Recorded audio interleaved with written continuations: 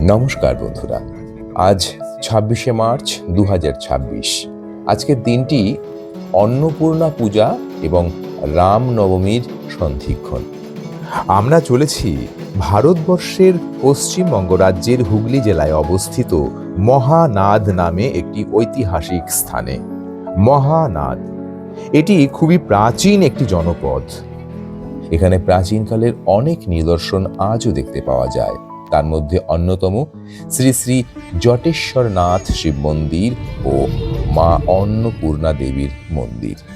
তাই আজকের দিনটিতে আমরা অন্নপূর্ণা পূজার সঙ্গে সঙ্গে সেখানে একটি বিশেষ আকর্ষণ কুমারী পুজোও আমরা দর্শন করব। তাহলে চলুন, দেরি না করে চলুন ভিডিওটি তাহলে দেখা যাক।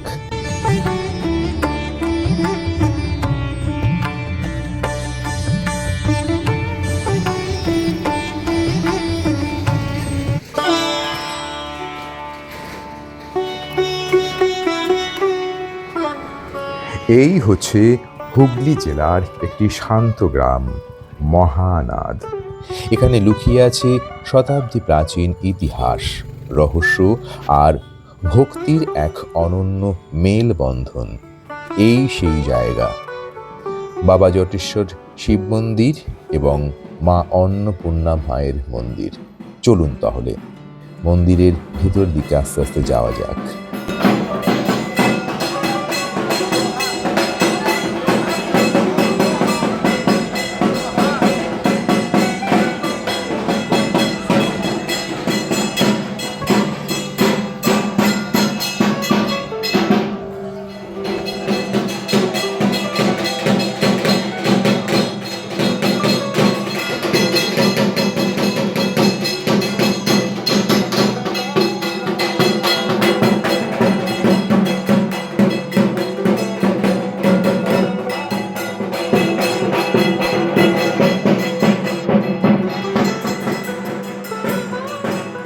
বাবা জটেশ্বর শিব মন্দির, যেখানে সময় থেমে আছে প্রাচীন ভারতের স্মৃতিতে।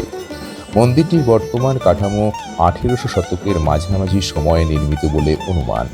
তবে স্থানীয় জনশ্রুতি অনুযায়ী এর মূল ইতিহাস আরও প্রাচীন এবং বহুবার সংস্কার হয়েছে।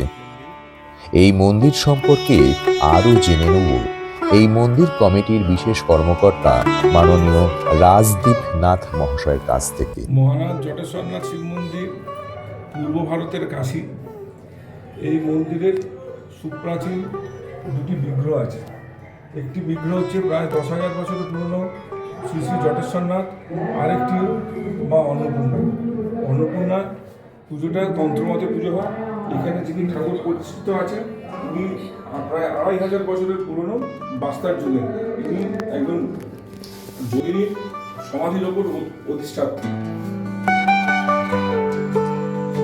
এটি শুধু একটি মন্দির নয়, বরং বহু যুগের ইতিহাসের স্তর নিয়ে গঠিত একটি তীর্থস্থান। এই মন্দিরটিতে এবং এ অঞ্চলের আশেপাশে পাল ও গুপ্ত যুগের শিল্পশৈলীর প্রভাব দেখা যায়। বহু প্রত্নতাত্ত্বিক বস্তু আজও সংরক্ষিত আছে। পৌরাণিক ও লোককথা অনুযায়ী নাথ সম্প্রদায়ের মহান যোগী গোরখনাথ এখানে সাধনা করেছিলেন এবং একটি মঠ প্রতিষ্ঠা করেন। পরবর্তীতে রাজা চন্দ্রকেতু এই স্থানে মঠের উপর ভিত্তি করে একটি মন্দির নির্মাণ করেন। ধীরে ধীরে স্থানটি একটি পূর্ণাঙ্গ শৈব তীর্থে পরিণত হয়। এখানে প্রধান দেবতা হল ভগবান শিব, অর্থাৎ বাবা জটেশ্বরনাথ। প্রতি বছর মহাশিবরাত্রি উপলক্ষে ধুমধাম সহকারে বিশাল উৎসব পালিত হয়। এছাড়াও মা অন্নপূর্ণার পূজা, রামনবমীর উৎসব এবং এখানের বিশেষ আকর্ষণ কুমারী পুজো প্রতি বছর পালিত হয়ে থাকে।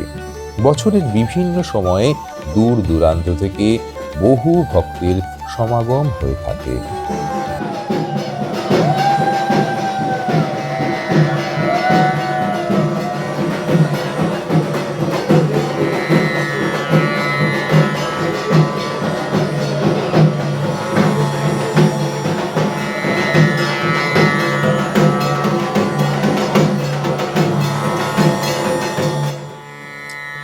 অন্নপূর্ণা পুজো উপলক্ষে কুমারী পুজো আজকে দিনের বিশেষ আকর্ষণ। সেই পুজোর আয়োজন চলছে। চলুন তাহলে দেখা যাক কুমারী পুজোর অনুষ্ঠান।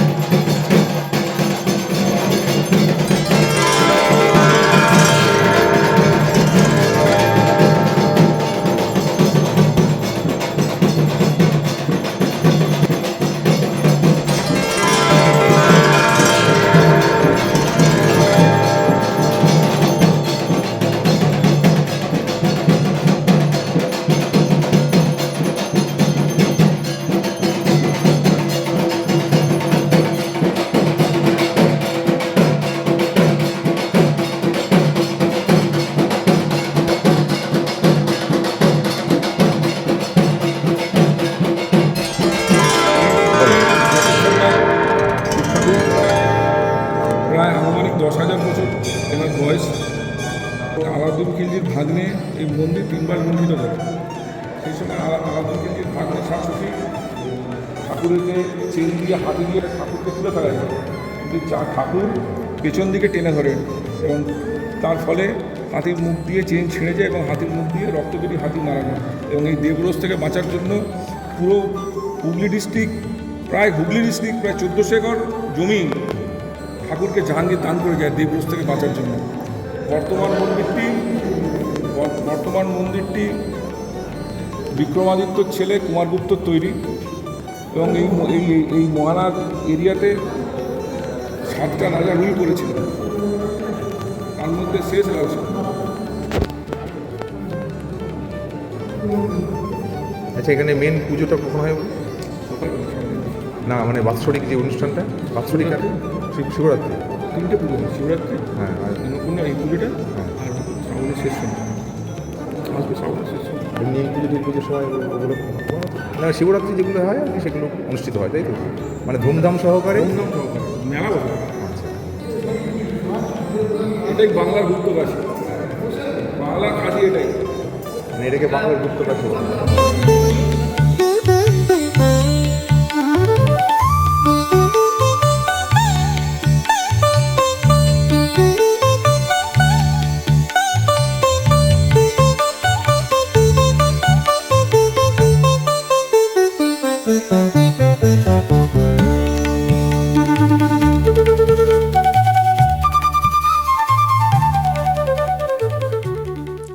রাজদীপনাথ মহাশয় এই মন্দির সম্পর্কে আরও কিছু বললেন, যা শুনে সমৃদ্ধ হলাম এবং বাবা জটেশ্বরনাথকে জলাভিষেক করে মা অন্নপূর্ণার প্রসাদ খেয়ে আশেপাশের আরও কয়েকটি দর্শনীয় স্থান দেখলাম, যেমন কালীমাতার মন্দির, বশিষ্ঠদেবের সমাধিস্থল এবং জীয়নকুণ্ডু বা জলাশয়।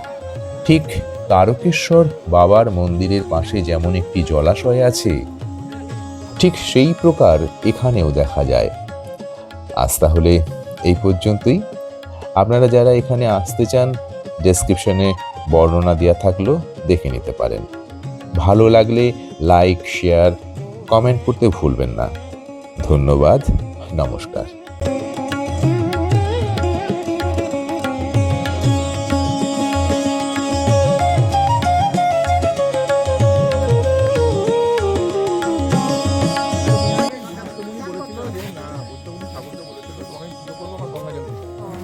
এক রাতে খনন হয়েছিল দৈব পুকুর, যেমন তারকেশ্বরে আছে ব্রিজে। হ্যাঁ ব্যবহার করে না কেউ? হ্যাঁ, কেন করবে না? মাছটা জলে মাথায় জীবকুণ্ড যাকে বলতো জীবন মাছ।